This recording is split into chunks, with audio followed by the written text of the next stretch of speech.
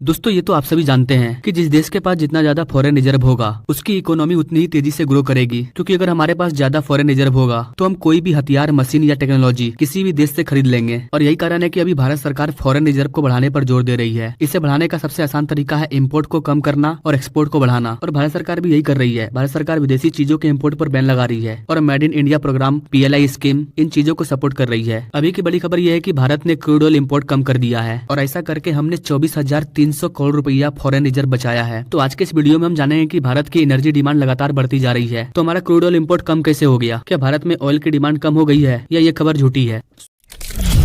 नमस्ते and welcome you all world affair. मैं विकास। भारत के पेट्रोलियम मिनिस्टर हरदीप सिंह पुरी ने कहा कि भारत ने 2023 में 24,300 करोड़ रुपया फॉरेन रिजर्व सेव किया है और ये सारे पैसे सिर्फ इसलिए बच पाए हैं क्योंकि हमने कम क्रूड ऑयल इंपोर्ट किया है। यहाँ पर आपको बता देगा इसकी भारत में क्रूड ऑयल की खपत कम नहीं हुई है, बल्कि हमने अपनी ऑयल इम्पोर्ट को कम करने के लिए एक नया तरीका खोज लिया है। हमने कुछ समय पहले ही इथेनॉल ब्लेंडिंग करना शुरू कर दिया है, यानी कि हम पेट्रोल में इथेनॉल को मिक्स करके यूज करते हैं। पहले हमने 5%, 10% और अब 15% इथेनॉल मिक्स करते हैं। ऐसा करने से पेट्रोल डीजल की बचत होती है। एथेनॉल ब्लेंडिंग करने से क्रूड ऑयल की बचत तो होती ही है, इसके अलावा जो पोल्यूशन है वो भी कम होता है। अभी हमारे देश में इथेनॉल का उत्पादन लगातार बढ़ता जा रहा है। हम अगले कुछ सालों में क्रूड ऑयल इंपोर्ट को और ज्यादा कम कर देंगे। भारत ने क्रूड ऑयल में 24,000 करोड़ रुपया बचाया है। साथ ही पेट्रोलियम इंपोर्ट को कम करने से हमें 509 करोड़ रुपया का फायदा हुआ है। यहाँ पर आपको बता देगा इसकी एथेनॉल प्रोडक्शन में गन्ना, मक्का इन्हीं चीजों का इस्तेमाल किया जाता है। लेकिन अभी सरकार ने हाल ही में एथेनॉल उत्पादन के लिए गन्ना का उपयोग करने पर रोक लगा दिया था। इसके अलावा और भी कुछ समस्याएं हैं जिसकी वजह से हम ज्यादा एथेनॉल का प्रोडक्शन नहीं कर पा रहे हैं। सरकार का कहना है कि अगर हमने एथेनॉल प्रोडक्शन के लिए ज्यादा गन्ना इस्तेमाल किया